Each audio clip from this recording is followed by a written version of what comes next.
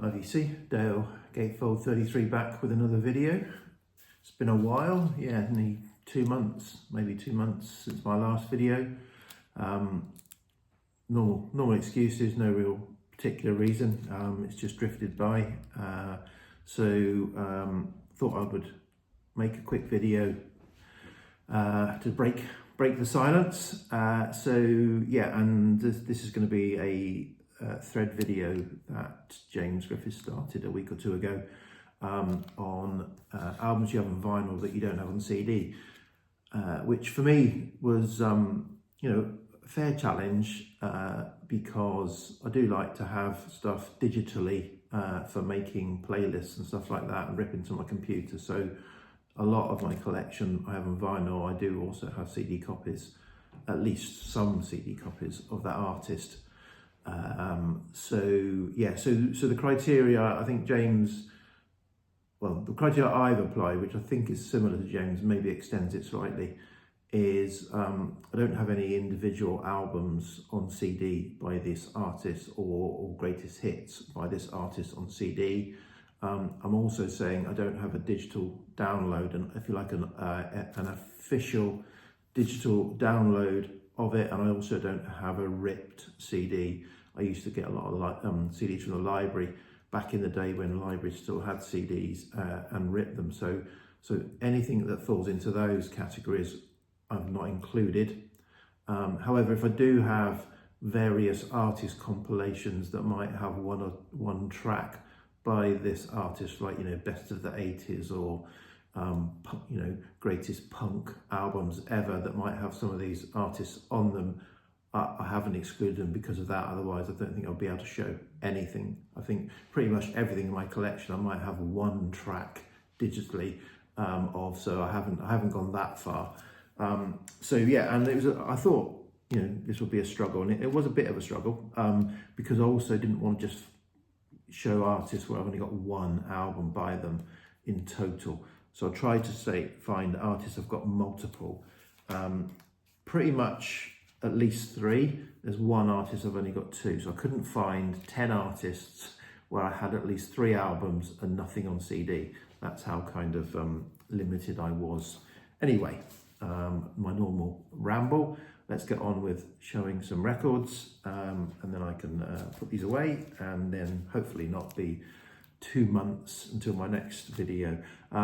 I also want to apologise because it has been 2 months. I went back and realised that the last video I did was also a thread. It might have even been a James Griffiths thread, and I didn't answer the comments. I normally answer the comments on my videos, sometimes very late, but I thought 2 months late, I'm not going to answer them now. So apologies to people who commented on my last video and I haven't responded, but I think if I respond now with a witty riposte 2 months later, it might be slightly lost.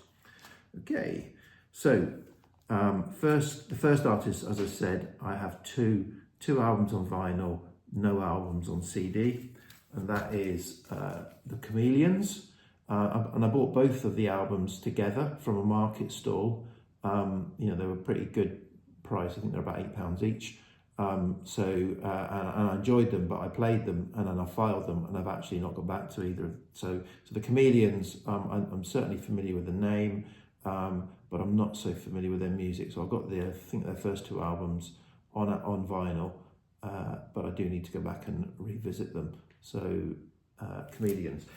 What I should also say is I don't have these. I don't have anything by these artists on CD, but I would at the drop of a heartbeat. So drop of a heartbeat, is that a thing? If I found them at a car boot sale or in a charity shop, or if they produce one of these 5 CD little card boxes of their works, I'd stuff it up if I could, if I come across it. So there's no sort of prejudice there, just happens to be. Next up, I tried to avoid pure jazz, but I couldn't avoid jazz adjacent stuff, if I'm honest. So Ramsey Lewis, you might say he's pure jazz, but he's dabbled in all sorts of things. So yeah, Ramsey Lewis, I have 3 albums on vinyl by, but nothing on CD. This is Mother Nature's Son. Is it from 69 or 70 or maybe early 70s? It's nice UK press anyway. Ramsey Lewis is the second. Third, again, jazz adjacent. Astrud Gilberto, so nothing on CD, but 3 albums again on vinyl. This is a 1969 album, Holiday, which was called something else in other parts of the world, but Holiday in the UK. This is an original UK press of that. Another artist, 3 albums. I have 3 albums by Magazine. I've got Real Life, This and Play. So they're the 3 albums I've got on vinyl, but no albums or greatest hits by Magazine on CD. Great post-punk artist that I've kind of had Real Life, didn't really get on with it, got rid of it, and then kind of got Play, enjoyed it, bought this, and then bought Real Life from Richard Warwick recently this year. So Magazine, an artist that I'm certainly getting more into recently, in recent years, is an artist I have 3 vinyl albums by. Okay, this artist is prolific, certainly under their previous name, but even under this name. So loads and loads of albums, see them cheap everywhere. But another artist that I'm kind of not sure about, but I've had several albums, some I've kept, 3 I've kept, several I haven't kept, and that is the Crusaders, or the Jazz Crusaders, I think, as they were originally in the sort of even, was it 50s they started, or certainly early anyway. But yeah, the Crusaders, I like some of their sort of jazz funk type stuff. So this is an album from the mid-70s, I think, 74, 75. That I've had for years got it from a carpet sale years and years and years ago, and it's managed to survive culls just. Okay, another artist, you can pick up their stuff pretty cheap, again prolific. They used in the 60s, when it was obligatory to be producing an album, at least 2, maybe 2 albums a year was obligatory. They produced loads, and that is Booker T and the MGs. This is an original, well, an early, certainly UK Atlantic press on the Red and Plum label, Orange and Plum label, of Green Onions. Green Onions were their most favourite, was the most popular track, I think. Certainly one that features on loads of comps. I've known it for years. But yeah, Booker T and the MGs, I have 4 albums by, but nothing on CD. Okay, this is maybe, is it a cheat? I don't know if it's a cheat, but we're still jazz fusion again, Belgian artist Placebo. I bought this when it was reissued on Music on Vinyl. When was this? 2014, so I bought this 11 years ago. Really enjoyed it. I'm not a massive jazz fusion fan, although I'm showing quite a bit of it here. Not a massive jazz fusion fan, but really enjoyed this. It's quite funky jazz fusion. And then a couple of years ago, 2 or 3 years ago, I picked up the other 2 of their albums and a greatest hits, all Music on Vinyl reissues all together. So I've got 4 albums by this artist, but they're all Music on Vinyl reissues. But finding originals of these, they're very expensive, so I'm happy with that, but nothing on CD. So Placebo, and this is probably my favourite. 1973 is probably my favourite album by them. But yeah, great jazz fusion with a bit of funk going on. Okay, last 3 now. We're over to Australia. Australia and the UK, I suppose. They did a lot of their output came from the UK. Go-Betweens, really enjoy the Go-Betweens. I've got 4 albums by them on vinyl, nothing on CD. I regret not buying the Go-Betweens boxes that came out. I think I was just about aware of them enough at the time that the first Go-Betweens vinyl box came out, and did debate it, and then it sold out, and because I didn't buy the first one, I haven't bought the second one or the third one. But yeah, kind of regret, wish I'd bought the first one, in which case I would have bought all 3 boxes. I think three they've had out now, and probably would have their complete discography and extra stuff as well. which I'd love to have, but said missed it out on it. They're hugely expensive, so hopefully they might get repressed in the future.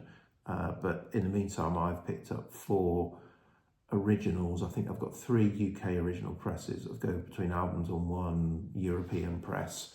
But I would definitely pick up certainly 3 or 4 more in their discography, and if I saw any CDs by the go-betweens, I'd pick them up, but you don't see them. I've never seen them to buy them. So yeah, great band. Okay, another band that I have 4 albums on vinyl, but nothing on CD is The Damned. So I've got their debut, Machine Gun Etiquette, this from their early sort of run, and I've got a greatest hits comp of The Damned, all on vinyl, nothing on CD. But again, as I've said, if I came across a 5 CD box or a multi CD box was issued of The Damned's albums that I came across, I would definitely snap it up. This is another album I bought of a woman at a car boot who was selling some records for a friend. There wasn't much in it, but this was the only one. I bought this. It's got the original inner with the strawberry smelling insert in it, which still just about smells of strawberries. But yeah, I need to give this another listen. I've not listened to it probably since I bought it. But yeah, The Damned, Strawberries. And then finally, one artist that I have 5 vinyl albums and an EP by, but nothing on CD. And we're back to Australia again, and that is The Church, another great Australian band, sort of neo-psych, indie, alternative band. Yeah, so I've been picking them up whenever I see them over the years. You don't see Church albums, well, some of the Church albums you do see quite frequently, but some you don't. And never seen a Church CD. If I did, I would pick it up. But haven't at the moment. So there you go, 10 artists, the most of which I've got 5 vinyl records by and no CDs. But by no means is that through choice, it's just through circumstance, I think. Okay, so that's me. I've made a video, hooray, first in 2 months. So thanks for the idea, James, as normal. So come up with good threads. I've got loads of stuff I need to do, loads of catch-ups, loads of vinyl finds, etc. Hopefully I'll get round to it soon. Cheers, VC, bye.